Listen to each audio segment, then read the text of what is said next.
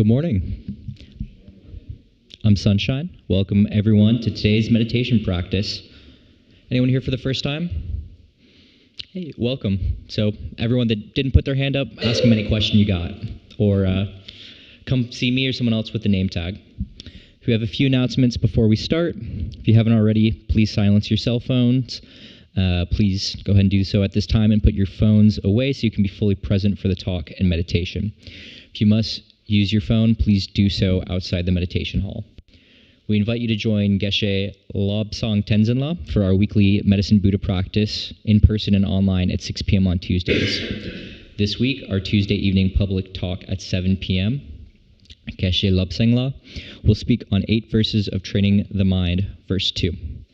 Wednesday evenings at 7 p.m., the Drepung Loseling monks conduct evening prayers for His Holiness Dalai Lama's long life and other teachers.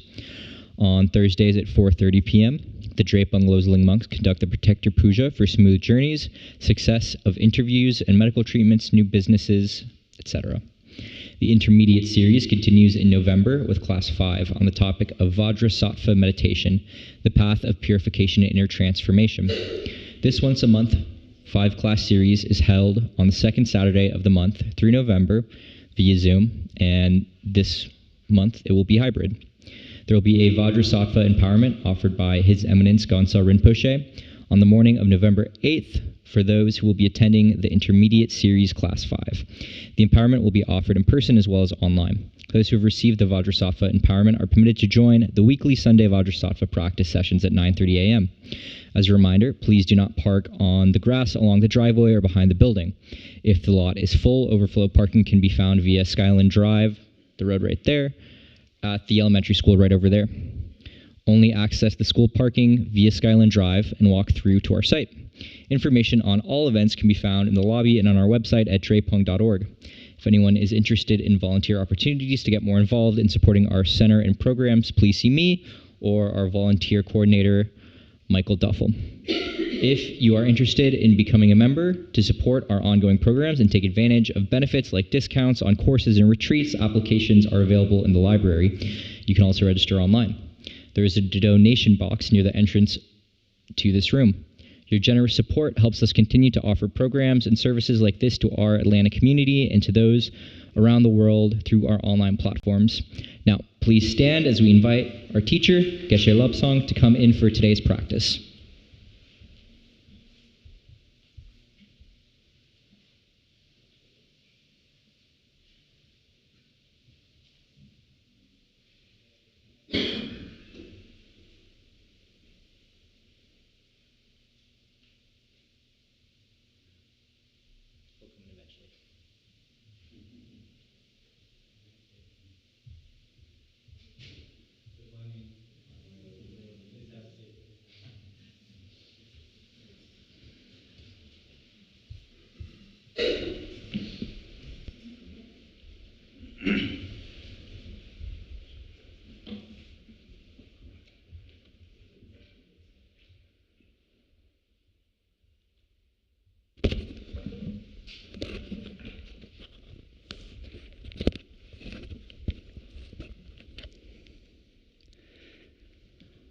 Good morning.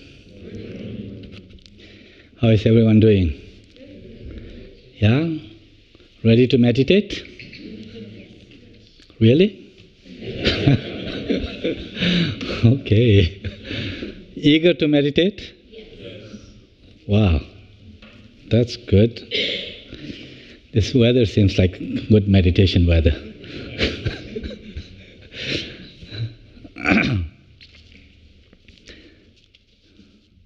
Sleeping meditation, maybe. Okay, so let me hear a few of you what meditation means to you. If anyone can share, I can repeat so that our virtual audience can also hear. Quieting the mind. That's great. Yes, quieting the mind. Thank you. Yes. Pardon me. A mental reset. Mental reset. Great, great. Regulating emotions. Regulating emotions. Awakening the mind. Okay. Accept your present. Accept this present. Accept the present. Yeah, present. Managing anger. Wonderful. Focusing on breath. Okay. Practicing better reactions. Practicing better reactions. That is great. Yes, yeah, reactions. Connection. Wonderful. Peace. Waste of time. Waste of time. Okay. Okay. That one I don't know.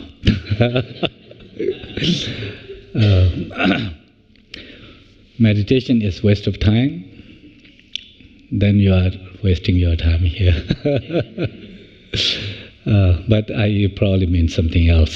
So I don't know exactly what you mean by wasting time. But I take that you have some wisdom in there.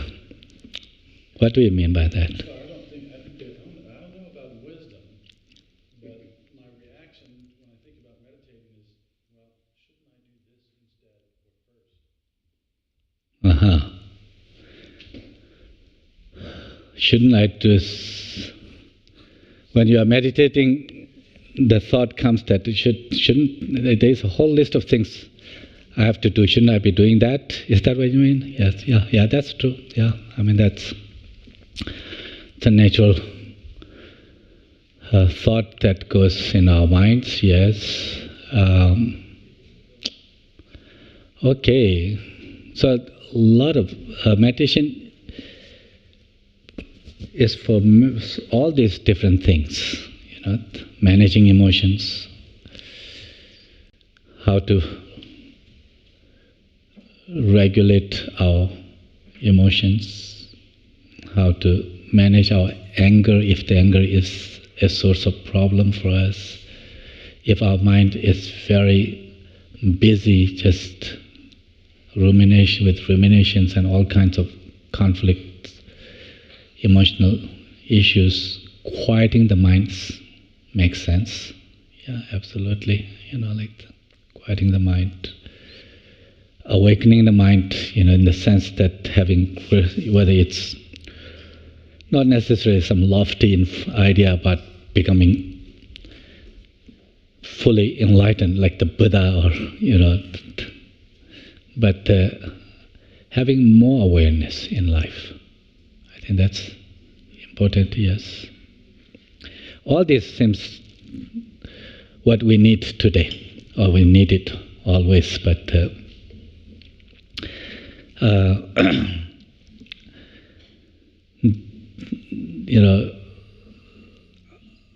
our situation today is no different than other times. Maybe at times it may seem more intense sometimes because we live in a different reality with the social media and the fast-paced information that goes, and then also the world of AI, and everything gets amplified. What we put out. That how many people, even before this AI generated, people were being circulated around on the social media. About 3 years ago, with social media has been there. Increasingly, we have been unable to distinguish what is fact versus what is an opinion, right? Like that. That's, you see that how much that is out there. So I think, in this kind of changed situation, it does add to a lot of the confusions, a lot of the tensions, a lot of sometimes fears, But also when this society becomes much more polarized. Do you think we are more polarized now than 10 years ago? Probably? Yeah, I mean it does seem more polarized. And does that add to our stress? Does that make our lives more complicated? Yeah? Does it affect us emotionally? Does it sometimes make us more irritated? Maybe there's something larger issues kind of distressing us, and then we end up taking that on someone who is close to us. Yeah? In Tibetan there is a saying that when somebody is angry at someone, they take that anger on their dog. Someone who is defenseless, you kick, like that. If you are irritated, or if you are angry, irritated, you may take on your child, or the spouse, or the co-worker. When we are irritated and like that, it's very easy. So, I mean, here all of us are adults with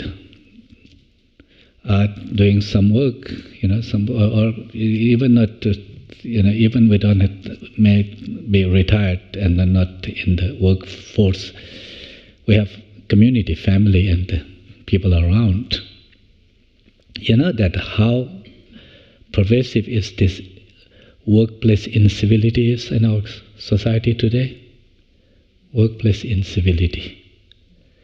We have become incivil. I mean, we have been incivil for, maybe on another level, another, ways. It's not that we were saints and become like that, but in this echo chamber, it seems like everything gets kind of amplified. And, it impacts our relationships. It impacts our family, environment. It impacts our work environment. 98%, well, according to some survey, 98% of people who are in the workforce report that they have experienced some form of incivility from their peers, whether it's from the boss or the other people around. 50%, one study, this same study showed that 50% of the people said that they experience this on a weekly basis. The cutting kind of reactions from someone, or like the things. And incivility, it destroys our relationship. That it also not only impacts the someone that who is on the receiving end of that incivility, but in the course it ruins the relationship. It destroys the trust among the family members or the co-workers and like that. So there's, of course, when it comes to how do we be a little bit more civil in our own personal lives, how do we make that a little bit more civil in our workplace or the family environment?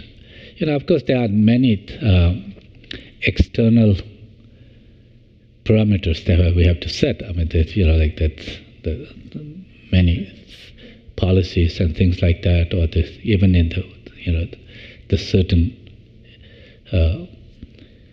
understanding that we need to set as a policy, as in an organization, in a society, and like that.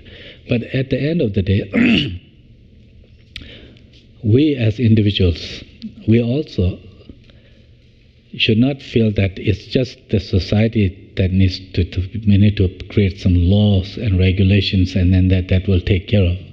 No, I think we have to see our own agency, that our own potential, that our own role in how to make our lives better and those of people around us, their lives better, like that.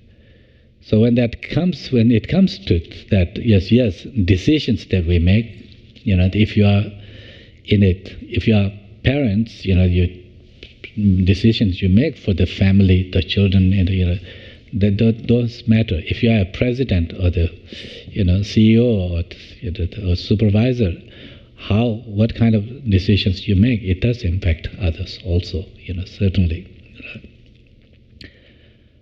How you react to someone, not maybe the policies and like that. How do you present? How do you, when someone makes mistake or when someone does not agree with what your opinion or your preference, like that, how do we react? How does that show up in our face, in our voice, in our body language, in our decisions? All those things make difference. So meditation, when we are thinking about the meditation, it's not like that panacea like that. You sit down on the cushion, everything would be fine. Not like that. We do need to adjust the policies and so forth and so on, the external conditions and like that. But until we make some change internally, it will always remain limited. Laws get interpreted. All kinds of, like that. We are seeing it right now. That Constitution, articles, different articles, that maybe some are very clear, some maybe, little ambiguous also. How does that get interpreted and like that? It depends on who is doing that. So I think, at the end of the day, each one of us has a real role to play in what kind of life we have for us and those around us. That's all.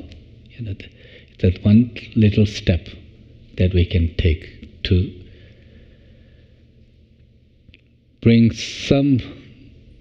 develop some of those inner skills, inner abilities that can translate into what decisions we make, how we respond to situations. That is inner change. So meditation is about inner change, training to cultivate inner skills. Like many years ago, when at Emory University, we developed this program called CBCT, Cognitively Based Compassion Training, and we offered that to the freshman college students just to, first study that was back in 2005, for about 5 semesters, 5 to 2007. That was really to measure the stress markers in the system, in your blood, because at Emory we had the real challenge with the mental health crisis. It still is. It's rising.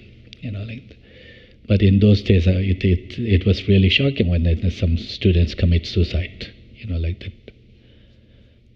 So this was a study that a program developed to see if, in some ways, it can help with mitigating this depression, the mental health problems. The idea was to see that if introducing this compassion training, the students we will see a change in their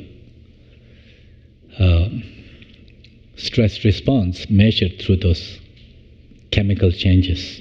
One of them is called the IL-6 interleukin. It's a inflammatory. It's a a stress marker in terms of the immune function, and it translates into inflammation. Inflammation is a big issue today for our health problems, whether Alzheimer's, cancer, all kinds of depression, anxiety, and like that, and also the classic cortisol, that cortisol. So we did that, and I remembered when we presented this for the first time to a group of business leaders from Atlanta area. Emory has this occasionally the sessions where they bring the business leaders and then share any kind of information that may be deemed useful then. So they invited us to present this. My colleague Chuck Rezan, who is a scientist, and myself.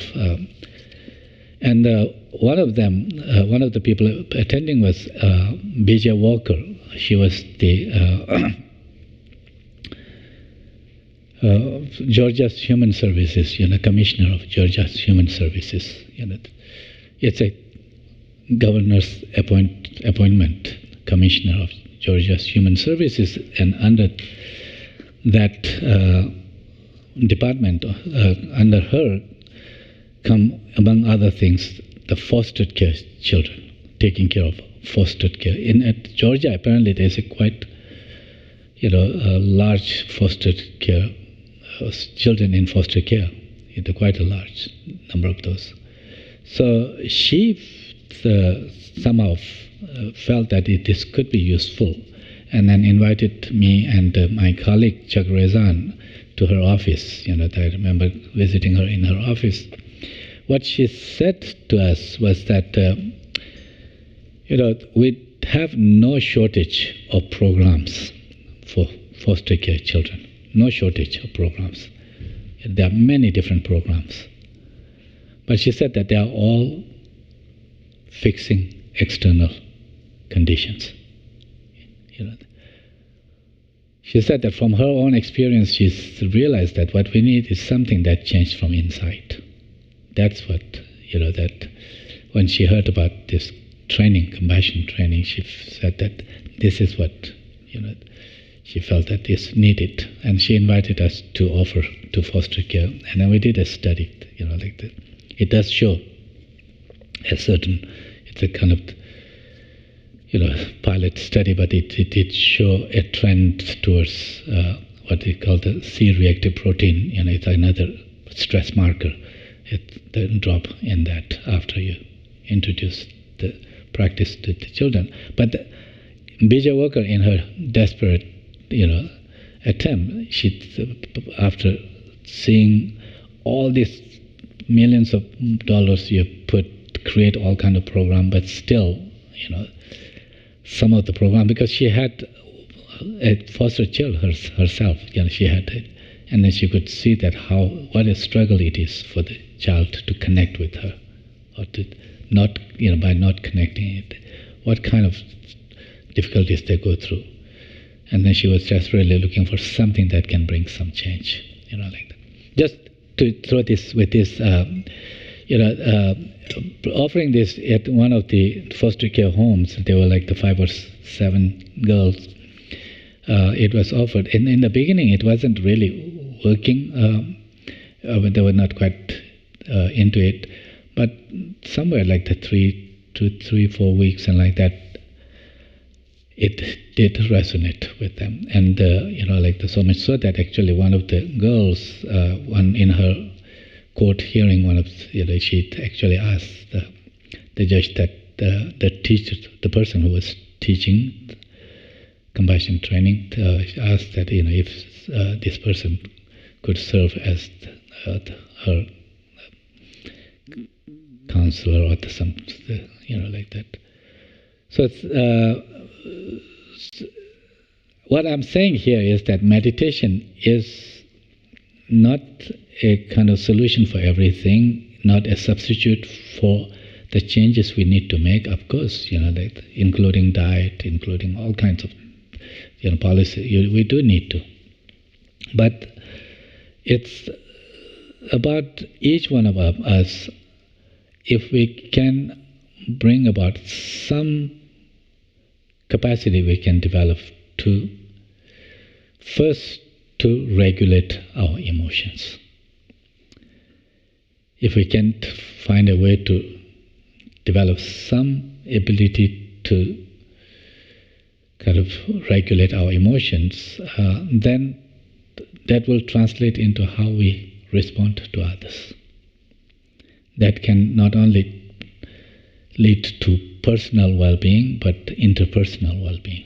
That if I am not spewing poison each time I talk with someone, my own family members or the co-workers, instead if it's more harmonious, more understanding, less judgmental and like that, of course that will promote greater relationship, that in which we can flourish.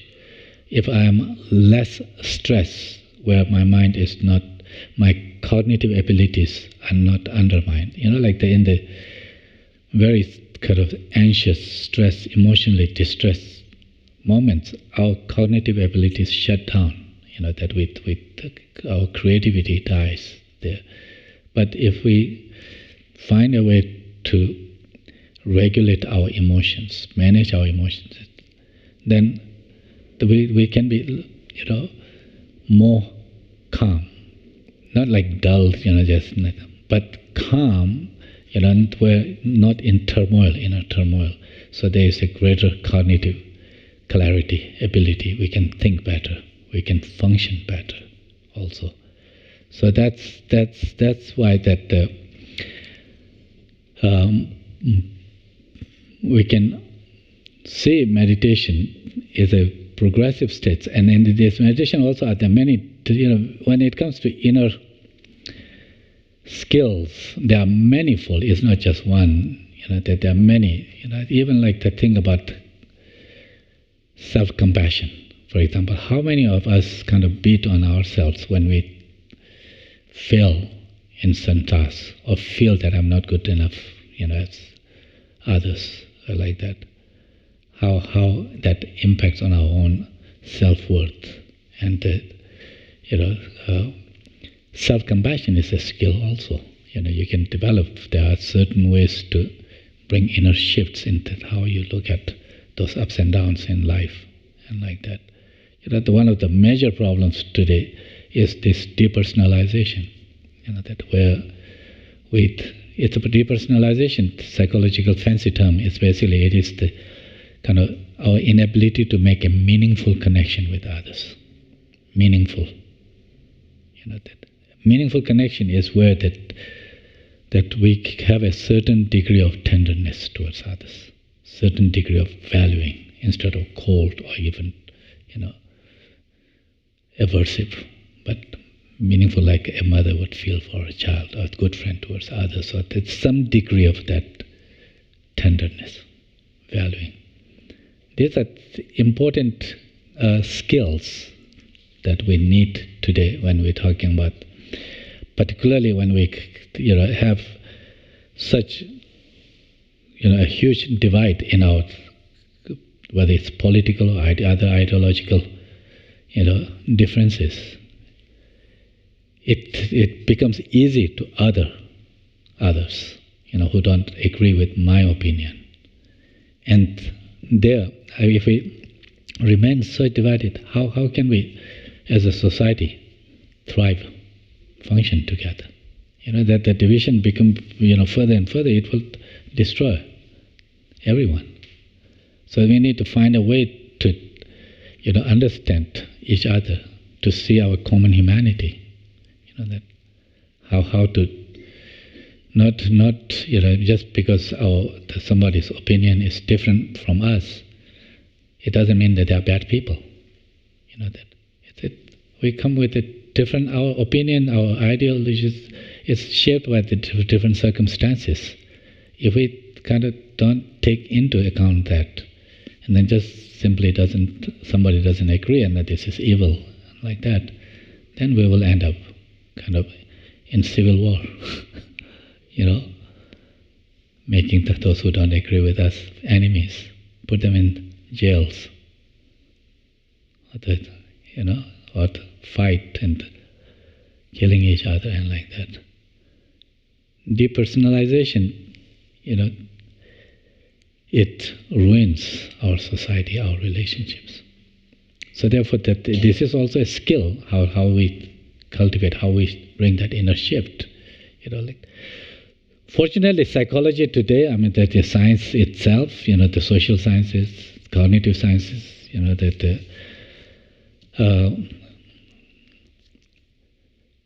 there are a lot of,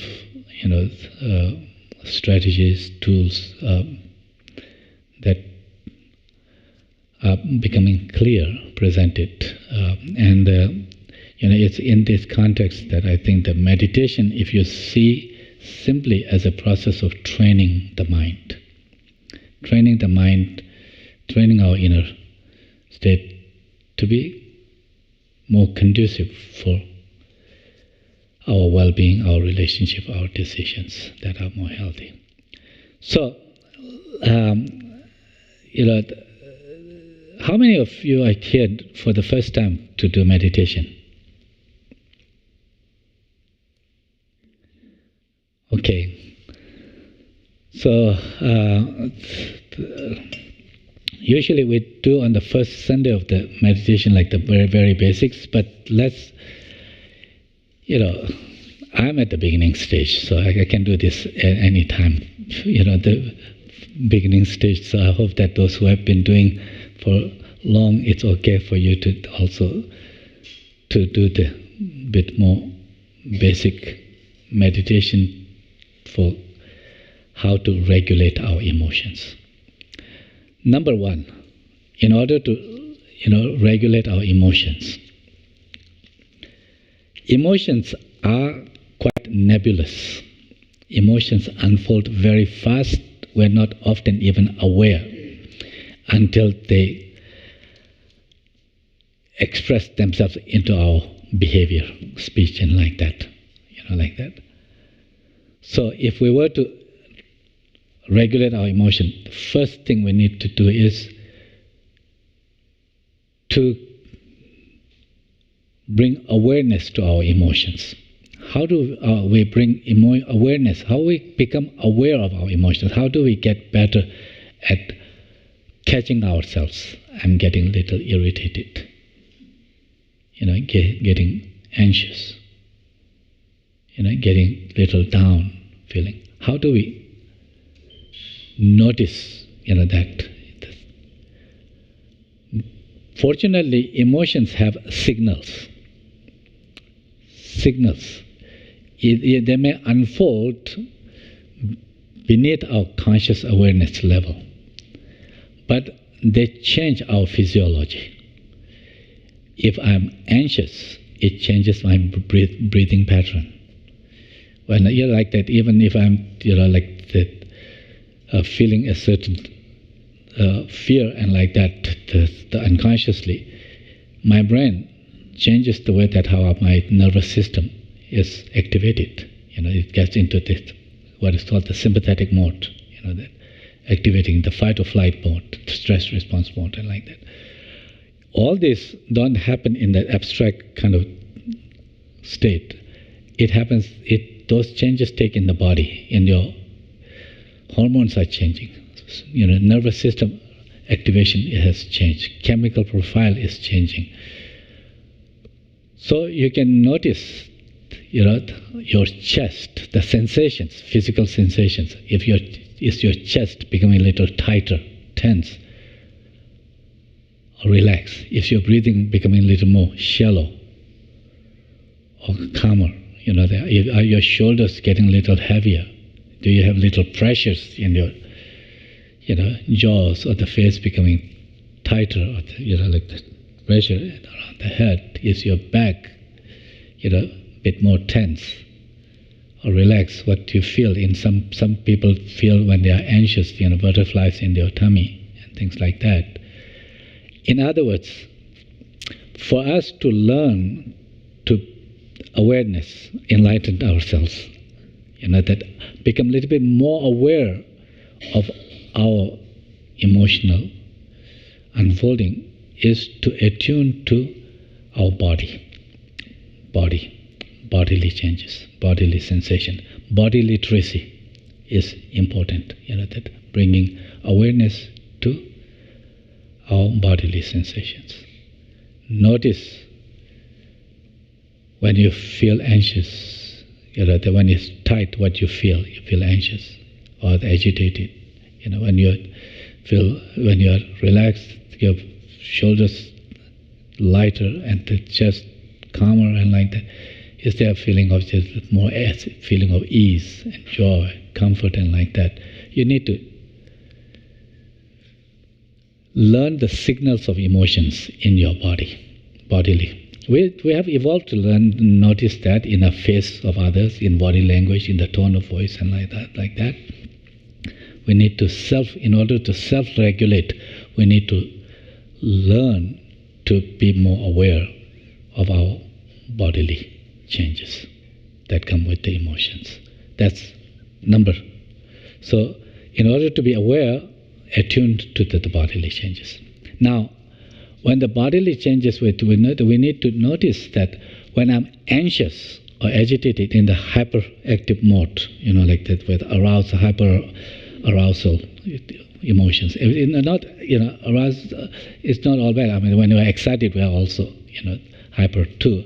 But there's a quality, there will be a nuance also. But the first part, to notice that when we become anxious, agitated, this so-called kind of the hyper, emotions that are that activate, like the hyperactivation, of our brain and the systems. How it feels when you are anxious, when you are, irritated. It's what we call the high zone. It leads into the higher zones. What it feels when you are feeling down, helpless, like the fatigue and like that, shoulders dripping down, and that, noticing that low energy, numbness, fatigue, noticing that is important. If you are high or low, of course, these are natural. Every day we could go. Some things will make us more anxious, some more comforting, and like that. But if we remain in a certain zone where we have some agency, we feel that we can do something with that. It's not that bad. It's fine. It's just that when we become stuck in high or low zones, then there we, don't function well, don't feel well, don't think clearly. So therefore, noticing whether you are kind of verging towards high or stuck in high, or low and stuck in low, there the symptoms are that where you feel edgy, we feel agitated, where you have more tensions, chest maybe more tight, shoulders maybe the neck maybe more tense, feeling in the neck, and your back tighter and like that. Or when you're feeling, low, we're feeling numb, no low energy, no motivation, and just feeling down. Your body, kind of shoulders becoming heavier and like that. In those moments, now training, if we are to train the mind, what do we need to do? We have to make a little shift, so whatever may be leading to that anxious feeling, we may not know what is making, because we are unconsciously interpreting the things in a certain threat or the helpless way. But we know the signals in the body. So what we can do, whether we know what is causing us to be anxious or feel down a lot, we have a choice. We can build a choice. And that choice to deliberately, consciously bring our mind to somewhere where it feels better. Somewhere it most immediate maybe something to bring in to your sensations. If you are someone who really likes colors, the green and blue, and then you like that, something that makes you feel better, you look at the colors around, what are the kind of colors and like that. If you are to someone that who feels quite comforted when you take a few deep breaths and release, and just grounding yourself with the breath. Just intentionally bring to the breath 10 breaths, 5 breaths, 10 breaths. Take it. Not everyone feels relaxed with the breathing. Some people have the asthma, and that certain traumatic experiences, it makes them more anxious. But if that's not the case, if you are the person who finds grounding in the breathing, you just bring to the. If nothing else, that maybe that if you are quite hot, that maybe take a walk and just in the nature, like see the greenery and then take a walk. Feel your sensation in your feet as you walk, the body, just bringing that how you touch the ground, that how it feels, that certain, or lean against a wall, When we are very tense, like when it's releasing, doesn't it feel good? You do something. These are all help now strategies. Psychologists call this help now strategies. Help now, you can do that, like that. And then, if you, with that initial settling, you can go to something, perhaps that where that is for you has a more of an association with calm, ease, joy, comfort, safety, whether what we call these nurturing moments or the nurturing resources. Can you bring to mind? Just take a few moments to bring to mind. When you may be sitting by the ocean, that waves hitting the shore, going back, how calm it was, or sitting by sunset, or by at a certain moment someone was there, they're putting their arms around you in that moment that you really needed that little comforting touch from someone, or the someone who saw your needs and was there, maybe without judging you, providing that emotional comfort or physical comfort, and like that. You can take a moment to attune to that, bring to the mind, just with as much details. When you bring your mind to such places, such resources, your brain, whether actually receiving that consoling touch or remembering, recalling, or even imagining, it actually releases the same hormones, same chemicals, same changes in your change. You can begin to notice a shift in your physiology from tightness to more relaxed feelings and like that.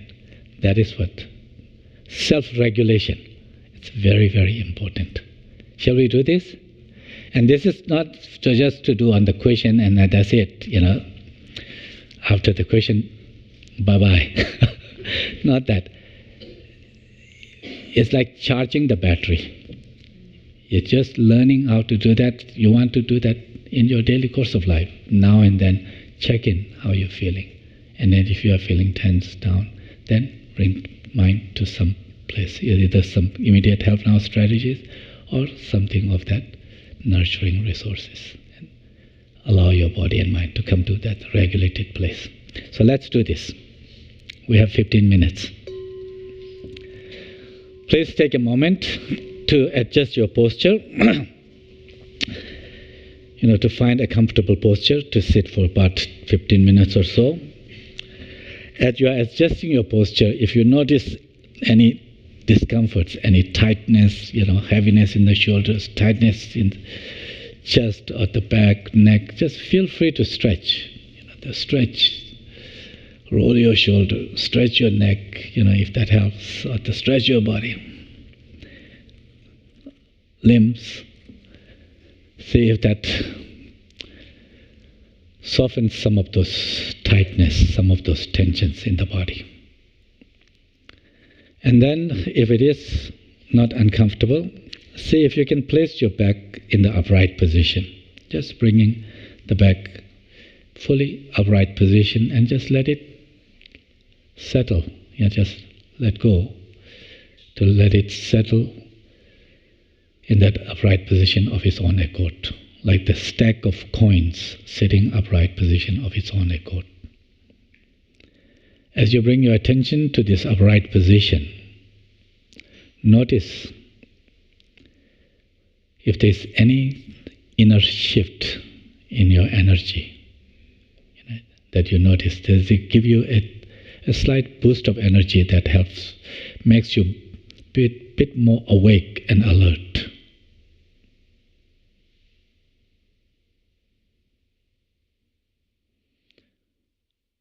We can bring our attention to body that is nicely settled in our chair or on the cushion.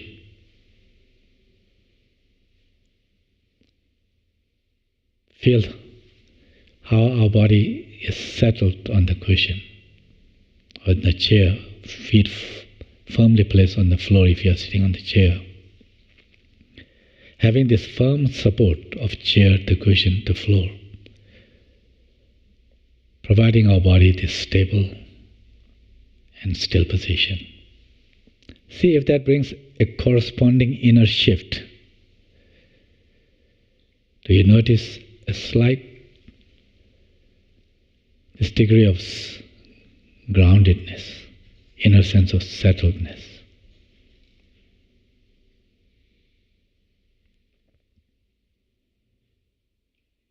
Our mind somewhat alert yet settled to some degree. Let's bring this mind to our attention, to our inner domain, to just briefly check in with our body and mind, directing our attention to a couple of places in our body. Maybe you can start with the chest or shoulder, neck, face, back, wherever it feels natural for you. Bringing your attention there, attuning to that part. See what that body landscape, what that inner landscape feels like. Does it feel tense, relaxed, or somewhat relaxed?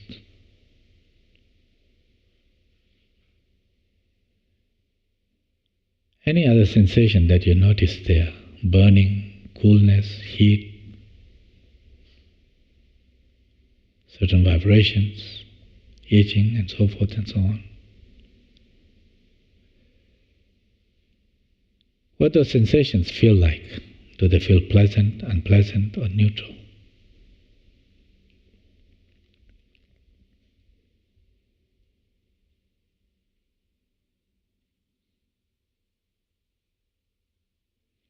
Beyond these physical sensations, what else is preoccupying our mind right now? As we check in with our mind to see if there are any lingering feelings of worries or joy, unease or ease, any feeling of anxiousness, excitement,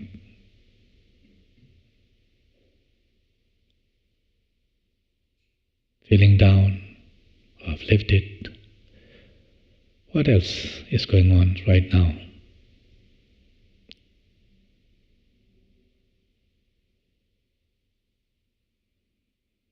Briefly checking in with our body and mind, if we notice the certain tensions in the body and mind in terms of that heaviness, tightness, certain discomfort in the shoulders, chest, or other parts of the body.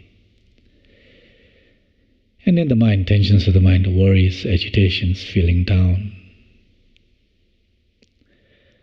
Let me invite you, if this makes sense to you, to take a few deep breaths to see if that helps soften some of those tensions. As you breathe in, just take a slow yet full in-breath. And with that, breathe in the refreshing and rejuvenating, nourishing air rich with life-giving oxygen. For that matter, as you breathe in, just imagine that this air that we are breathing in, bringing all the other properties that nourish our body and mind. In this moment, what strengths and things that we need, just with incoming breath, rich with those qualities. As you let it infuse with your whole being, body and mind, nourishing our body and mind. And as you breathe out, just long and full exhalation. With that, let go, release those tensions of the body and mind that you are noticing, you are feeling. Let the outgoing breath help us release as you breathe out.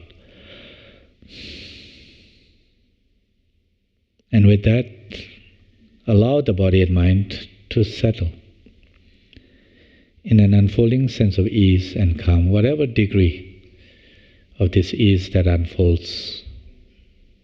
As you connect with that, you can just rest with that for a moment, or take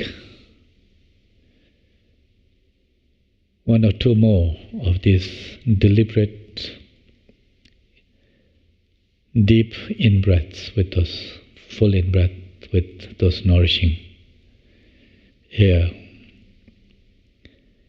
and with the outgoing breath, the full exhalation, letting go of those tensions of the body and mind. Providing the body and mind, allowing it to settle in that unfolding sense of ease and calm.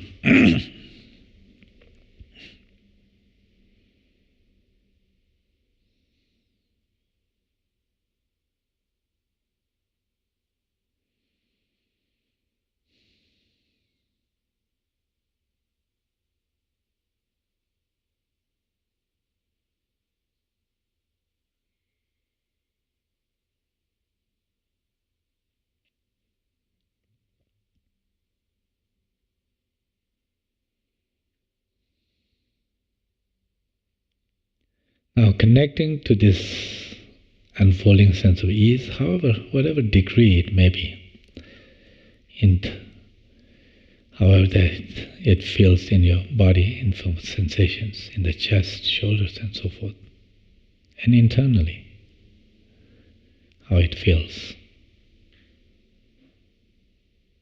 as a sense of peace, joy, comfort. Let's take a moment to see if you can recall a similar moment from the past.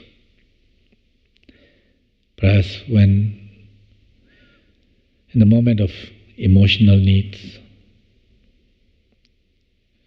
physical need, spiritual need, professional need, and in some situation where someone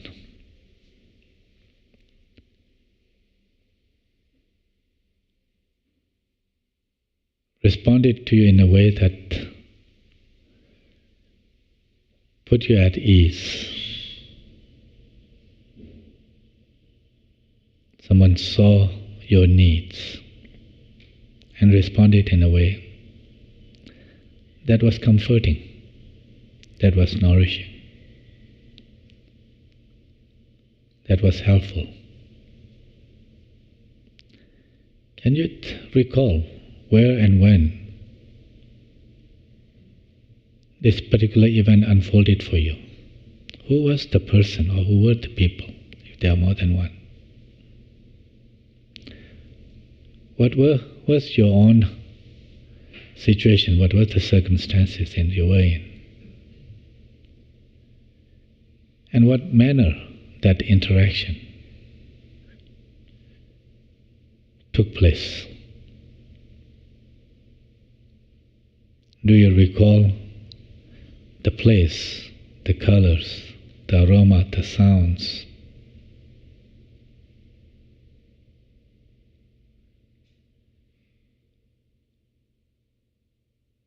Do you recall any expression on their face or the body language?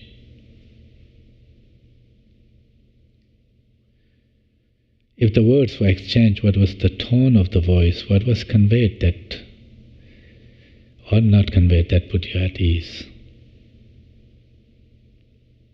What was the manner in which that interaction took place that brought you that sense of safety, the comfort?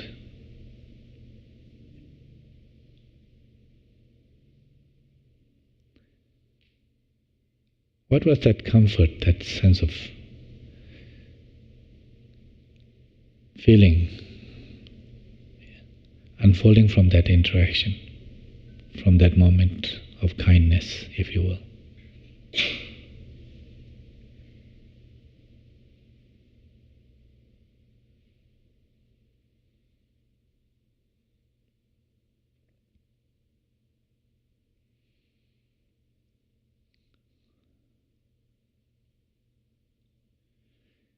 As we connect with that moment of nurturance, the kindness, and sit with that for a few moments, bringing as much details of that moment.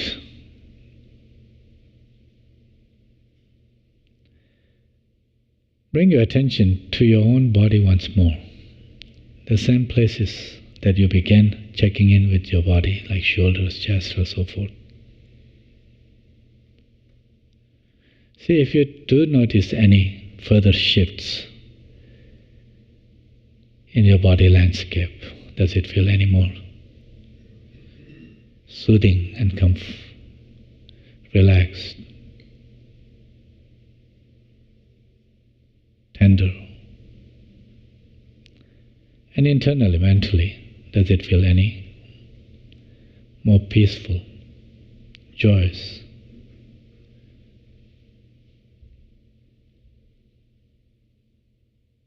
Infused with a sense of being safe.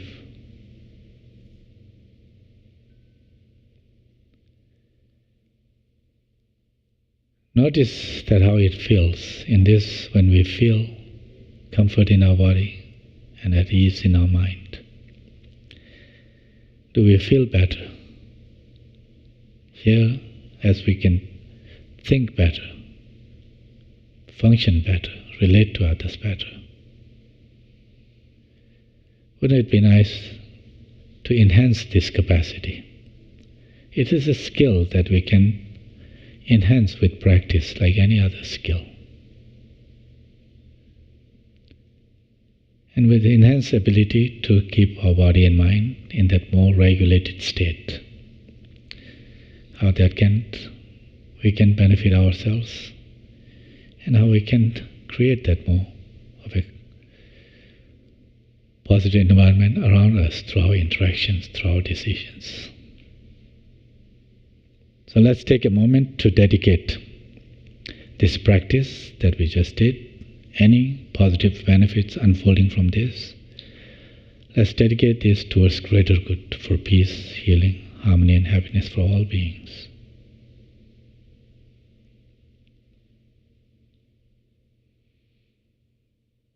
And let's conclude by setting an intention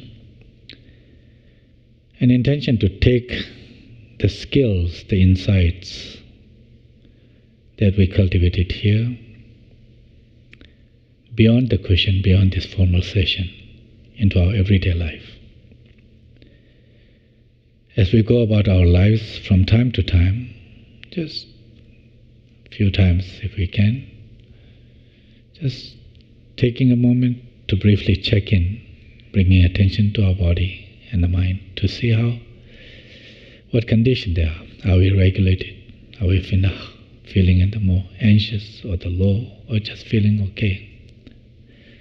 In those moments, if we find that we are particularly stuck in those high or the low zones, we know what to do. We have the tools to just have that choice to bring our mind to something immediate that can help us relax, like taking a few deep breaths, or to bringing attention to something that help us bring us more of the body and mind in a relaxed state, or even take a few moments to connect, recall a nurturing moment with as detail, with as vividly we can, sitting with that to allow body and mind, our nervous system, to become more regulated. It's through these micro moments of bringing the body and mind into more regulated state how these can become more enduring. We can remain more regulated, where we feel better, function better, can think better, have greater creativity, and relate to others in a more positive, more healthy ways.